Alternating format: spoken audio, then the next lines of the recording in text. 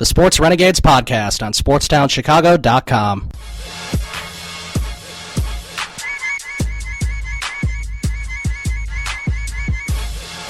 Okay, welcome back to the Sports Renegades here on SportsTownChicago.com. I'm Ryan Stuprich. And I'm Ryan Risky, and joining us on the SportsTownChicago.com hotline is Chris Simpson of the Daily Blitz. Chris, how's it going? And thanks again for calling in. Ryan Squared. That's what I'm going to start calling you, too.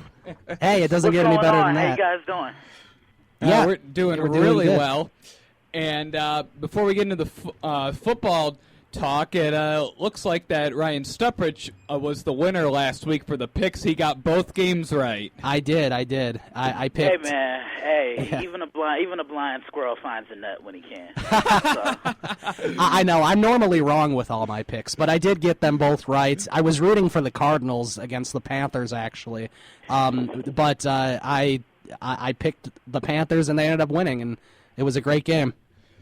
Well, that was more of a blowout type game. It was it was a great game for the Panthers. For the Panthers.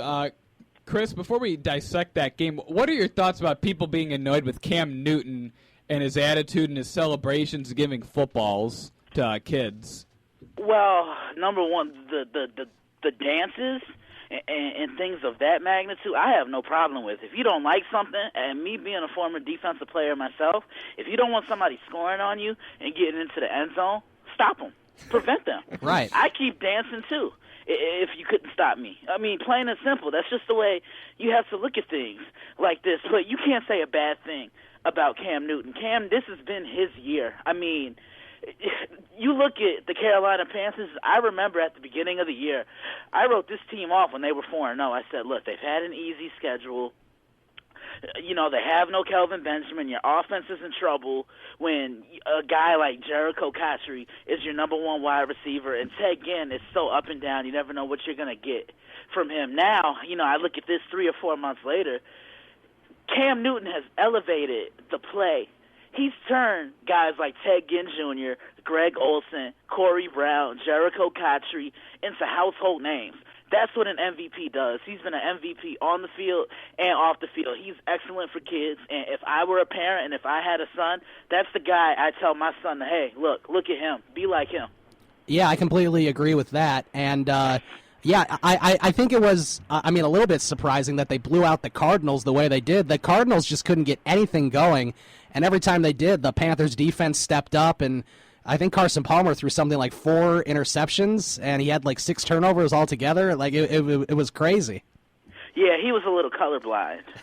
Yeah, on sure. Sunday. But, yeah, I mean, I just think Carolina kind of entered this game with a chip on their shoulder because I think a lot of people really weren't sold on them after what they did in their game against Seattle in the second round. You're up 31, and then you give up 24 unanswered. They started early. They got off to a fast and quick start, and they never let their foot off the gas. It was a complete win all around, across the board. You look at what they did offensively. Cam pushed the ball down the field. I think he solidified his MVP award even more now. And, you know, their defense really came to play. I think that's what was really the difference maker for them. It really was, and I don't think anyone saw that what happened to Arizona, because as we all agreed on the show a couple weeks ago that they were probably the most complete team that was left, and then Carolina just destroyed them. Yeah, Carolina gave them a complete beatdown. Yeah, they did, and it was really interesting. Let's talk now about probably the greatest game of recent memory. At least in the playoffs, it was Manning against Brady, and Peyton Manning ended up winning. And if it wasn't for that missed extra point, they'd probably still be playing. You know, this is the first instance in the playoffs where the extra point being moved back to the 15-yard line actually had an impact on the game. Right. Yeah. No, it just wasn't New England's day on Sunday. You know, and I think this may be the first time where I've seen their offense completely healthy with Gronk, with Edelman, with Amendola all in a lineup, and they were just neutralized because the game plan was simple. Rob Gronkowski is going to get his at the end of the day. He's Tom Brady's go-to target. He's the best tight end in football. He and Brady are the best quarterback-receiver tandem in football. You got to worry about the others around Gronkowski. So the Edelmans, the Amendolas, and guys like that. And that's exactly what Denver did. They neutralized Julian Edelman.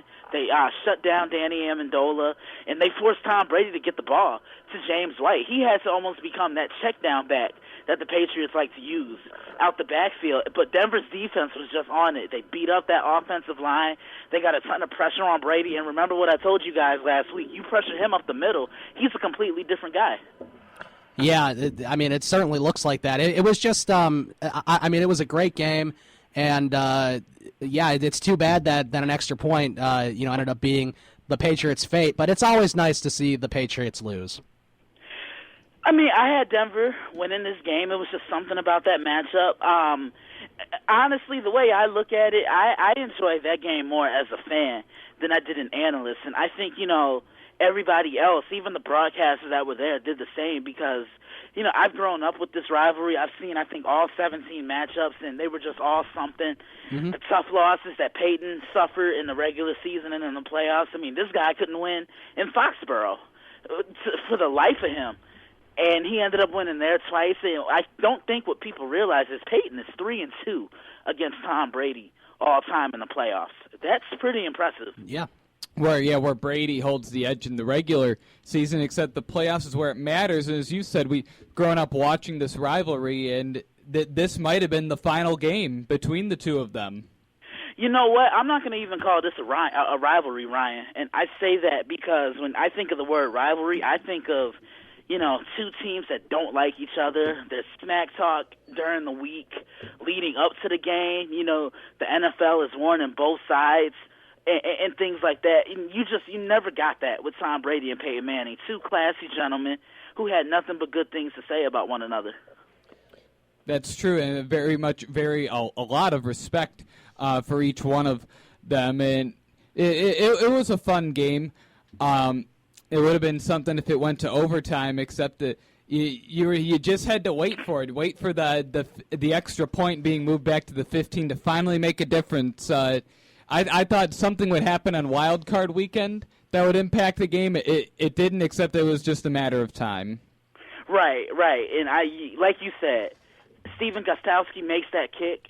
We're probably talking about a different outcome right here, but he didn't, and now you have to move on. The Super Bowl is set. So how do you feel about them still playing this stupid game this coming Sunday instead of waiting until after the Super Bowl to have the Pro Bowl? You can look at it from both sides of the spectrum, Ryan. I feel you do owe it to the fans. Number one, I'm not a big fan of the Pro Bowl either. I just think the game is a pointless piece of crap. I just think it's a waste of time, and nobody even tries in that game. It's just like the NBA All-Star game. It's all offense. It's no defense. Right. But, the reason why I think it's a bad thing that they're not going, the fans voted these guys in. I feel you owe it to the fans. Without the fans, you don't have anything. And then the reason why they don't want to play, I just think they get a little, above and beyond their heads, and they feel they're going to get to the Super Bowl each and every year. It's not going to always happen like that. But then again, it's been a long season in the NFL, and sometimes you just want to ice your wounds and things like that. Why play in a pointless game where you could potentially get hurt? Right, and that's just how it is in the NFL. You're going to get injured. It's not like baseball or hockey or basketball where you're not really at risk for an injury like you would be in the NFL playing in that game. Exactly. Now, previewing the Super Bowl, do you think that Peyton Manning is going to walk out a winner?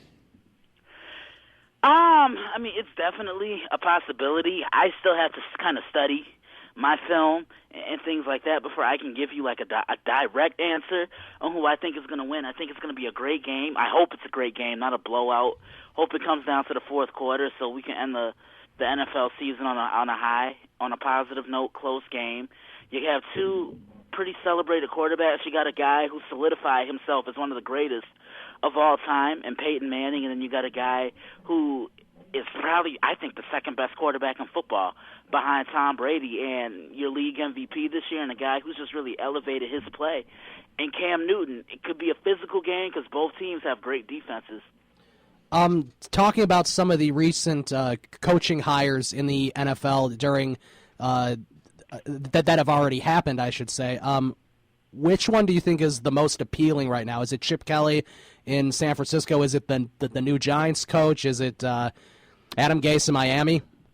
I think it's Adam Gase in Miami because he's waited for this opportunity for so long, and now he has it. He's a great football mind. Peyton Manning has had nothing but great things to say about him. Same with the legendary John Elway. You saw what he did with Peyton a couple years ago. You saw what he did with Cutler this past year with the Chicago Bears, and I just think he's gonna be good. I mean, I think he's gonna really help Ryan Tannehill take that next step. I'm not saying he'll be an elite quarterback, a top 5 quarterback, but I think he'll make him more serviceable. Right, and take the step forward that people thought he was going to take this past year that he didn't take. Definitely, but it should be interesting down there because Jarvis Landry is good. Now you add Devontae Parker to the mix, and you have a pretty nice receiving core down there. Now, sticking with the coaching hires, what do you think the 49ers are going to do with the quarterback situation? Do you think they'll try to draft someone or stay with Colin Kaepernick? They'll probably stay with Colin Kaepernick. I mean, I know right now on my first quote-unquote mock, I have them drafting Laquan Treadwell from Ole Miss, the wide receiver. I think that's what they need because Anquan Bolden's going to be gone.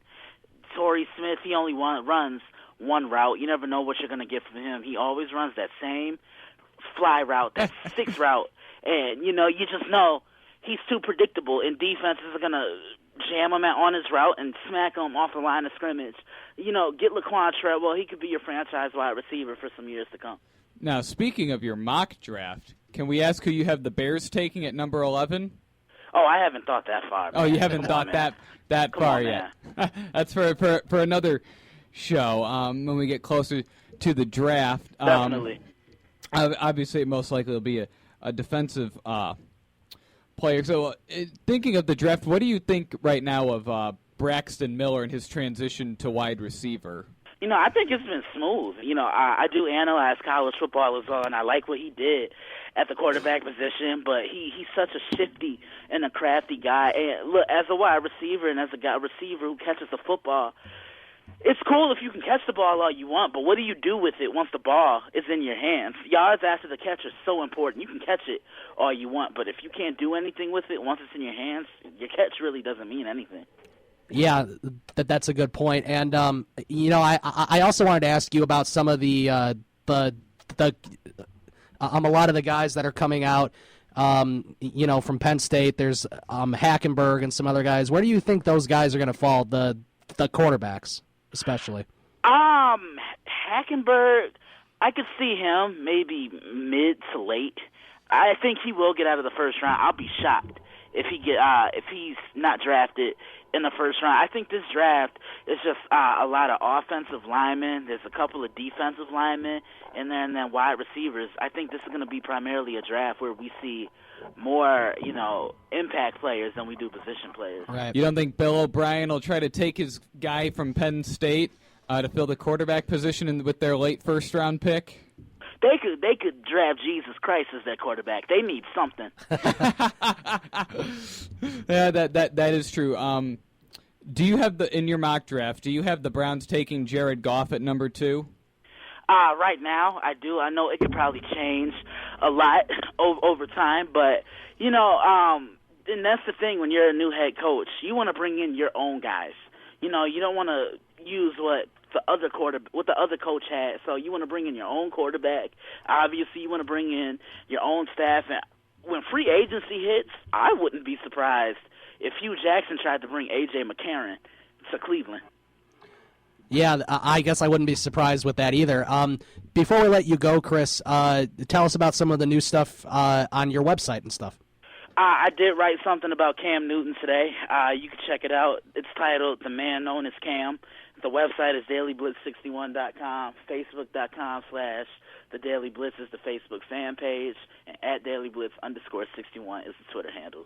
Sounds good, Chris. Thanks for calling in, and we will talk to you next week about a lot more stuff about the Super Bowl, as it'll only be a couple days away from that. More preview for the Super Bowl. Then all three of us will give our prediction, score and winner. How about that? Score and winner next week, gentlemen? Sounds good. Sounds good.